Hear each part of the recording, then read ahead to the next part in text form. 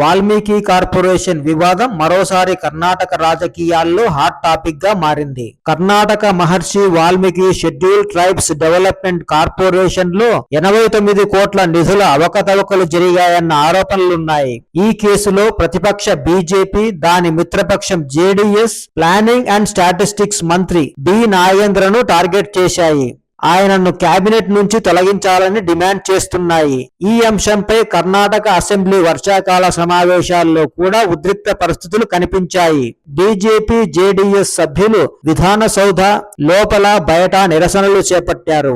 నినాదాలతో సభా కార్యక్రమాలకు అంతరాయం కలిగించారు. దీంతో నిర్ణయించిన గడువు కంటే 3 రోజుల ముందే అంటే ఆగస్టు 24న అసెంబ్లీ సమావేశాలు నిరవధికంగా వాయిదా పడ్డాయి. 2024 మేలో Valmiki corporation accounts officer Chandrasekaran ఆత్మహత్య చేసుకోవడంతో ఈ కేసు వెలుగులోకి వచ్చింది.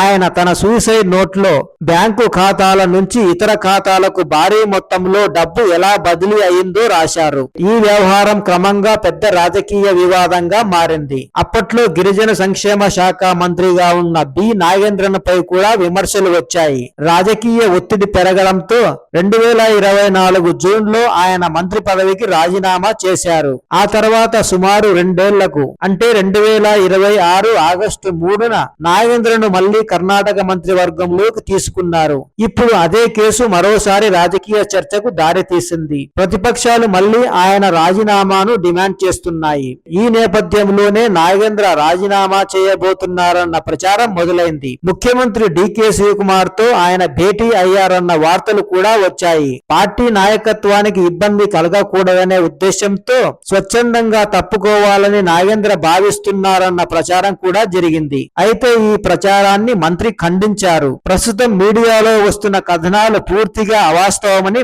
నాగేంద్ర చెప్పారు. ముఖ్యమంత్రి కార్యాలయం నుంచి తనకు ఎలాంటి పిలుపు రాలేదని తెలిపారు.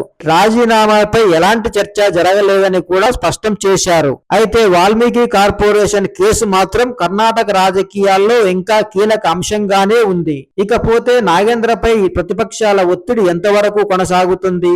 మళ్ళీ ఆయన పదవికి రాజీనామా చేస్తారా, లేక ప్రభుత్వం ఆయనకు అండగా నిలుస్తుందా అన్నదే ఇప్పుడు కర్ణాటక రాజకీయాల్లో ఆసక్తికరంగా మారింది.